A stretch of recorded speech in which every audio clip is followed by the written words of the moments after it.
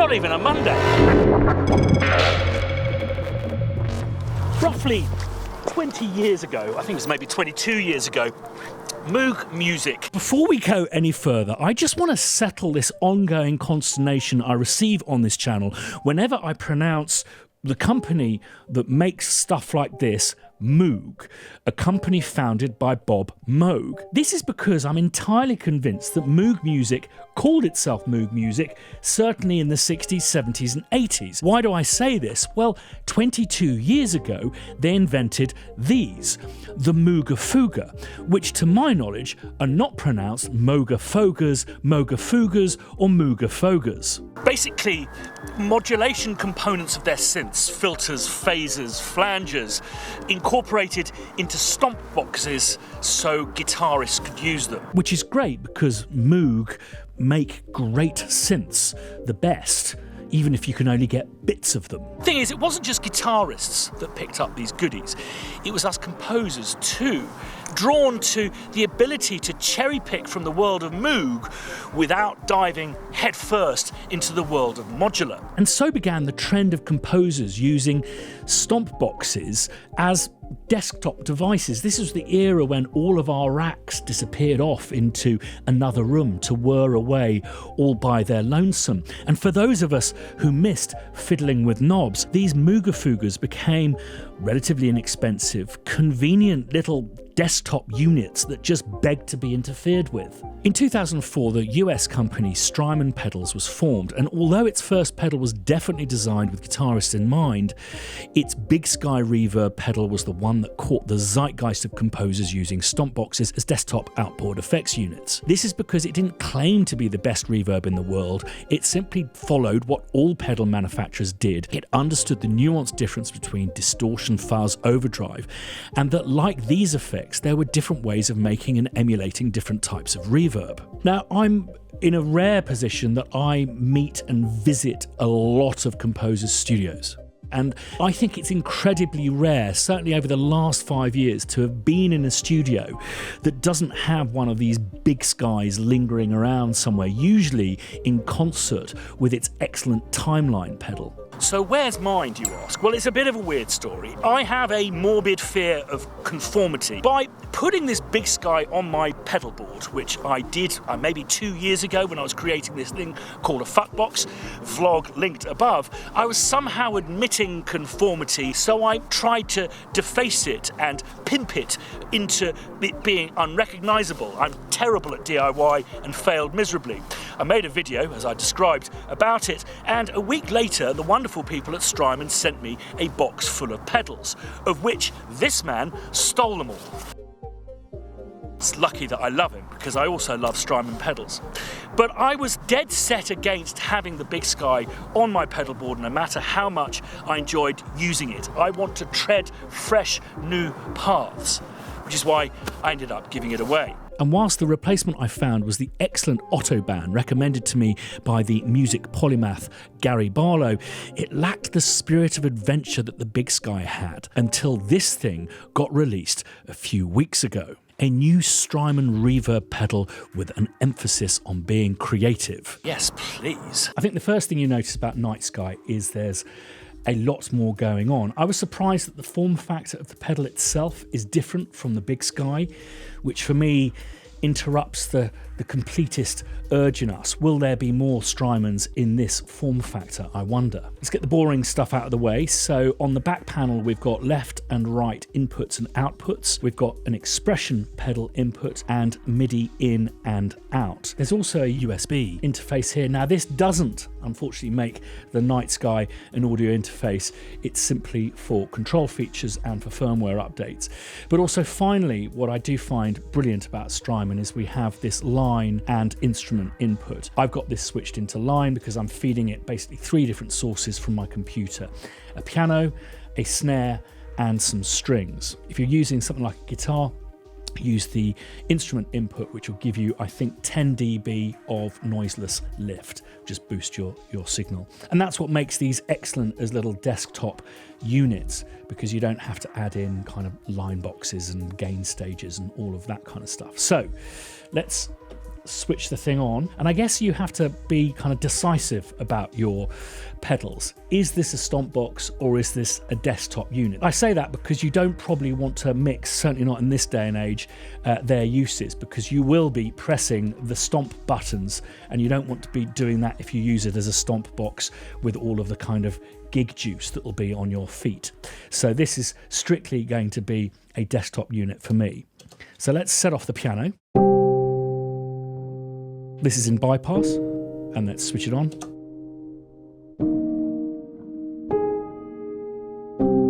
And we've got dry and full reverb mix control here. This reverb mix is also an amount selector for some other functions.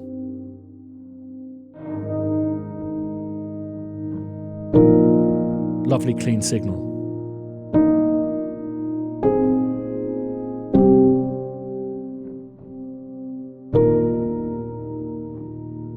We also have presets, so if you click on favorite, we're in preset 1, and there's 2 banks of 8.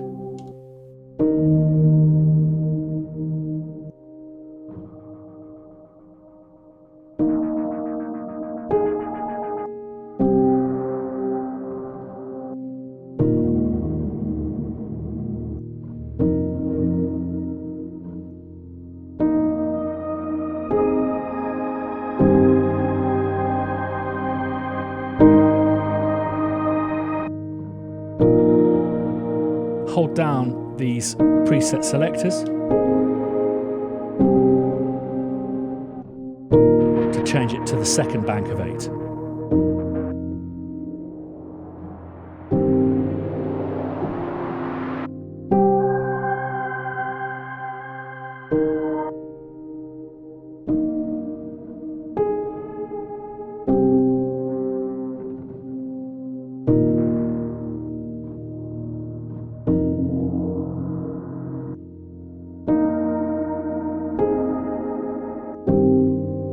So we go back to my favourite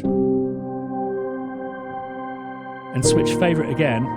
It'll now switch back to whatever the knobs are doing at the front here. There's ways of saving over any of these 16 presets. So let's have a look at the tone component of the pedal first. A high cut and a low cut filter that I've currently got in low pass mode. Let's have a listen to the high cut.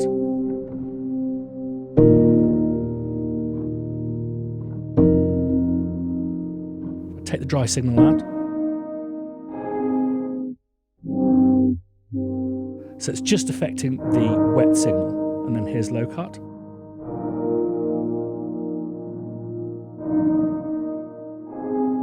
The low cut is really useful. It's a much softer filter, but useful for making sure the reverb doesn't get too muddy. Now here's one of the hidden features of the Nightsky. If I hit this button down and then alter the reverb level here, that'll adjust the Q of the low pass filter or the high cut.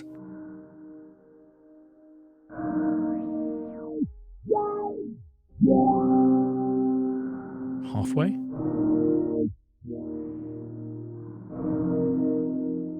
And a much softer Q here compared to. This does make me nervous about bits of kit that you're not going to be using necessarily every day, that there's stuff that's kind of hidden, isn't on the front panel, your ability to adjust Q. And it's not just the filter Q that you can adjust using a combination of pressing one of these buttons down and reverb. There's actually some stuff that's kind of fairly commonplace for reverbs that are, as I say, under the hood. What makes me nervous about it is it basically means you forget how to use these features and have to repeatedly refer back to the user manual, which for me is a bit of an anathema and can be off-putting when using a piece of kit. Now, if I put it into regen mode, it basically just filters the end of the decay of the reverb. So let's just play a snare. There you go, nice kind of gritty reverb. Now, if I put this up, so what this does, it removes high frequencies from the kind of regeneration core, the thing that creates the reverberation. So it gradually gets darker as you go on. So compared to, and then somewhere in between. Let's look at the decay section of the pedal, which is basically your reverb controls. You've got texture, which selects 3 different types of reverb. Your granular, your dense, which are like plates,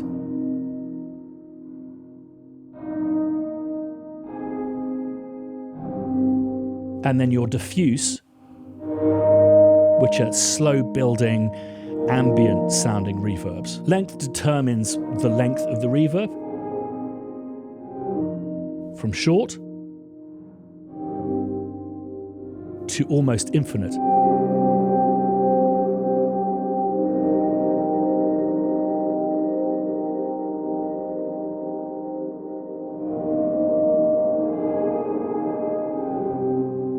Here's another feature. If you hold down texture and alter this, this alters the pre-delay.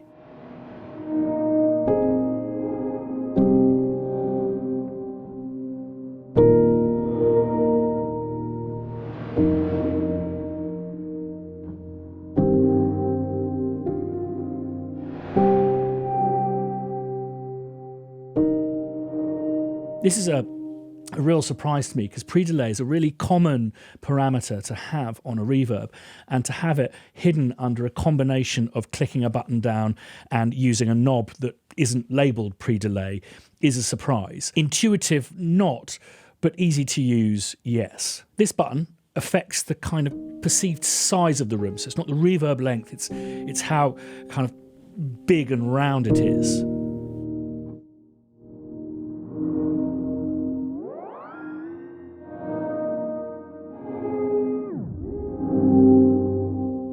Much kind of warmer, meatier. And you'll hear that this also affects the pitch when you alter it. This will become important in a minute. Now we have this quantize button, which is very unusual for a stomp box. It basically means that instead of this being a smooth control, it can also move through half steps or semitones. There's a whole bunch of different scales you can select, majors, minors, modes and pentatonics, but you'll have to consult the user manual to figure out the combinations of buttons required for this deep feature. Right, now the fun bit of the pedal, the voice section that adds harmonics and distortion. So if I take the dry signal all the way down, I can add a second, a fourth, a fifth, and an octave.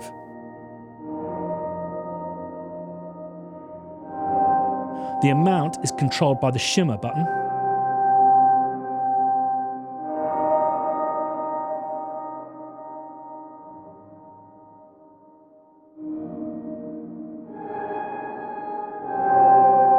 And you can affect either the input or just the reverb. So this regenerates and creates continuing growing octaves as it goes up.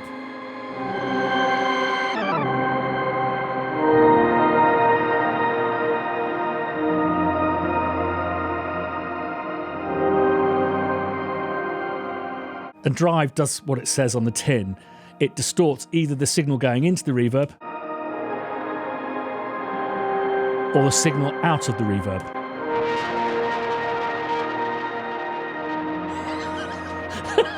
Got Robbie going over there.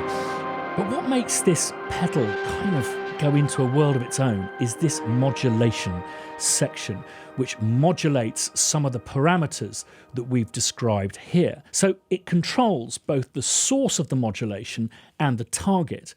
And one of the sources of the modulation is, I suspect, its own low-frequency oscillator. Modulation versus oscillation. An oscillation is a movement back and forth in a regular rhythm. An electronic oscillator takes the direct current, which is this stuff,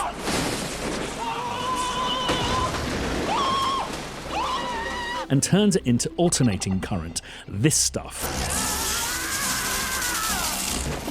And a voltage-controlled oscillator uses voltage to control these oscillations. Now, when you connect a pair of loudspeakers to a voltage-controlled oscillator, they make a noise. Now, don't mistake this for being the so-called sound of the oscillator itself. The oscillator is simply controlling the speakers, and when you plug your speakers into this oscillator, it sounds like this. Now, I'm going to move this big voltage knob which controls the speed of the oscillations, which, again, when connected to the speakers, appears in our ears to alter what we call the pitch. The shape of this oscillation is also known as a waveform, and this smooth shape is called a sine wave. Now, by turning the shape knob, you can adjust the shape of the waveform to this spiky triangle wave.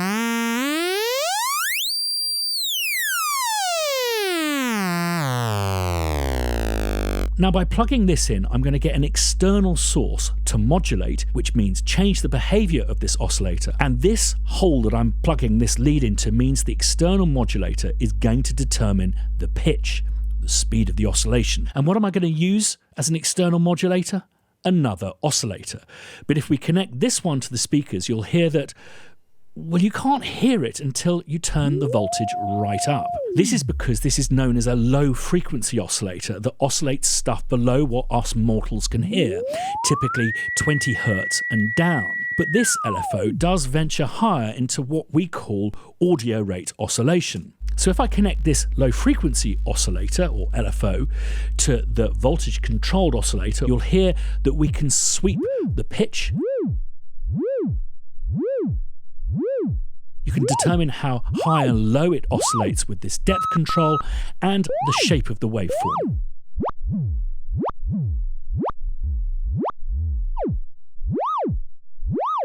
But if we turn up the LFO, or low frequency oscillator, you'll hear that the changes in pitch become so rapid that it forms new pitches simply through modulation. The frequency of the modulation controls the pitch, otherwise known as frequency modulation or FM synthesis. But we're getting ahead of ourselves. It's not just oscillators that can modulate. Take this rimshot sample. So I'm going to duplicate the output so one stays as sound and one becomes voltage. Let's plug the rimshot into a filter. From this output, this hole here, the signal is unaffected.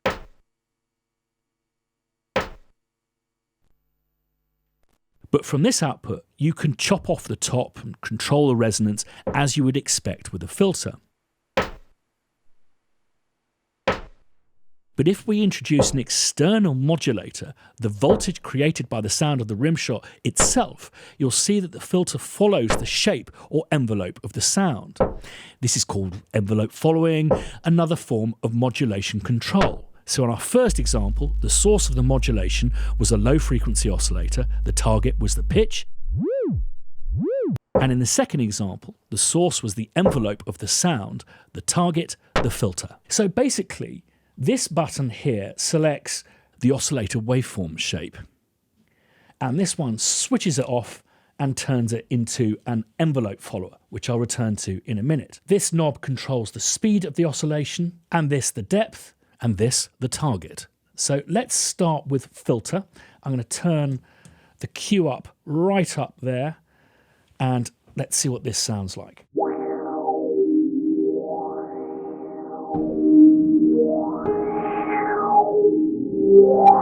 So speed it up. So it doesn't go massively fast, it doesn't go to FM kind of levels of oscillation. The depth controls the amount, which you can kind of attenuate with the actual filter buttons themselves. If you turn depth all the way down, it basically switches off the modulator.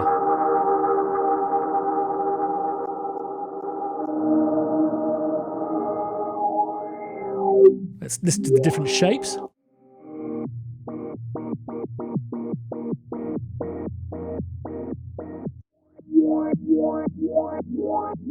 These two shapes here, these sawtooth shapes, are great for running at very slow speeds. For just the occasional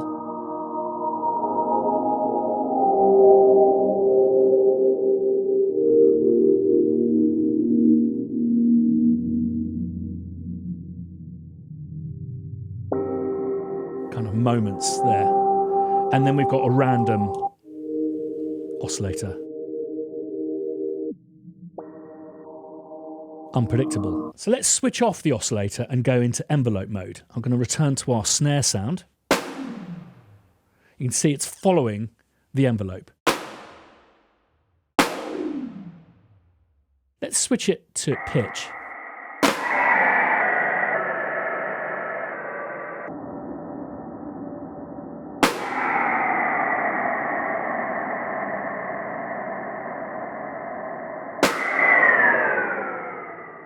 So this makes the new destination this controller here, and Verb alters the delay lines within the reverb core. I don't know what that means, but it just sounds very cool. Right, back to the stomp part of the pedal. There's a few features that are kind of semi-hidden, but are pretty cool for live work. I suspect I won't be making much use of them, mainly because, again, you kind of have to go back to the manual every time you want to use it. But let's have a look at the morph feature. So you need to press 2 and 7 simultaneously until all the buttons flash. And what I'm going to do is basically set up my morph destination, if you will. So let's go like here. Let's make it long. I'm going to press any of these buttons to exit this morph kind of record mode. Then I'm going to go back to my original sound. Here we are with these. And I'm going to set the morph speed between the two sounds. And let's see how this works.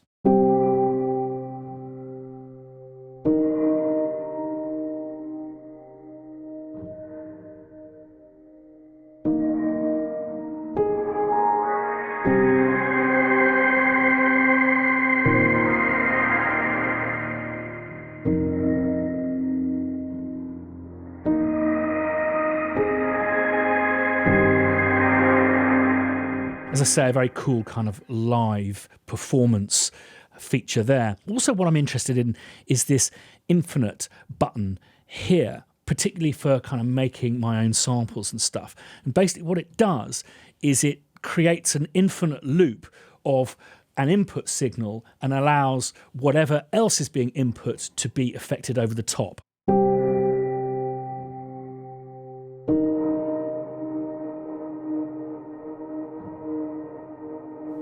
Which I like a lot.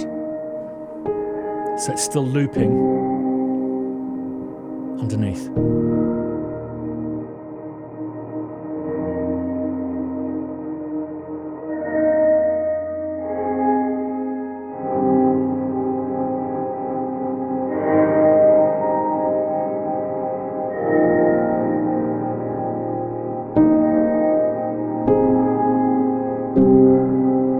Now, I'm a massive fan of Zvek's pedals for their sequencing capabilities, and I guess this is the final part of the jigsaw for this pedal, which makes it kind of quite special. Not that I'm going to use this feature that much, and again, it's a little bit hidden, although mentioned here on this button here. So if we hold it down, we're now in sequence mode, where these preset buttons are now sequence steps. I can switch these on, and when they're off, it'll basically mean it'll go there, jump to this one, etc., etc. With the sequencer, there's only one parameter that it controls, and that is the size pitch, which is where all of these quantized functions become quite interesting. So what I'm going to basically do is hold down the first step here. Let's switch the sequencer on by tapping.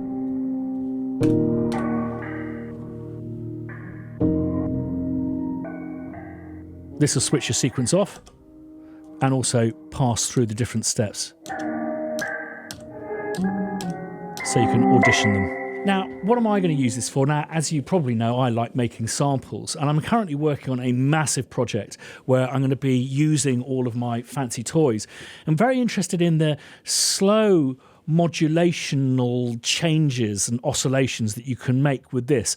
I love these things that we make at Spitfire Audio called Evos, and I'm very interested by the idea of creating slow changing Evos using these slow oscillators. So I'm going to put some strings through this to see how I can slowly change a sound over time.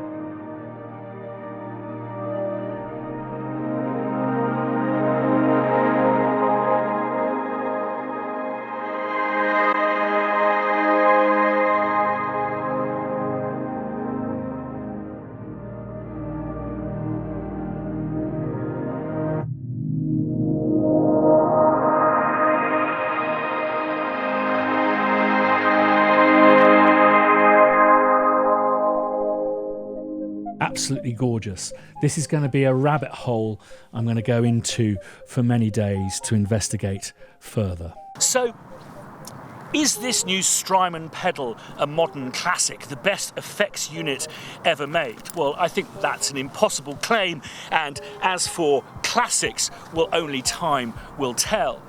I fear that what they've taken from the Big Sky, it's just wondrous adventurousness to something as seemingly mundane as reverb, but they've complicated it as well, which is great for us tweak heads, but part of the magic of Big Sky was its instant gratification. Turn this knob, turn that knob, and suddenly you're in a world all of your own. So time, as I say, will tell. I think it is an inspiring tool, and those are things that should be celebrated, because through inspiration becomes innovation, becomes ideas, and ideas, to quote David Lynch, are like fish. You've got to sit there quietly waiting for them to bite. The quality of the build is fantastic, but if I had one comment, it is finished with this kind of rough oxidization of the metal, or whatever it is, that makes it look very dusty the minute you get it out of the box. But hey, who likes to have a box fresh Stomp box anyway? It should be covered in gigwee. I'm not a tech reviewer, you never would have guessed. I'm a composer, and the reason I've done this tech review is I think there's a number of composers who will find it interesting because of the success of the Big Sky. But I think it's massively important to reassert that these tools, these toys, if you will, Strymon, are not fundamental to the creation of our art or our craft. Don't ever think that your inability or unwillingness to fork out for masses of kit is standing in the way of you being successful as an artist, as a craftsperson, or in your career. They're simply not necessary. Ideas truly start up there. Thanks, as always, for watching. Do subscribe if you haven't done already, and ding that bell to be notified the next time I put up a video. A big thumbs up for those geniuses at Strymon. Thank you so much for creating the unexpected. See you next time.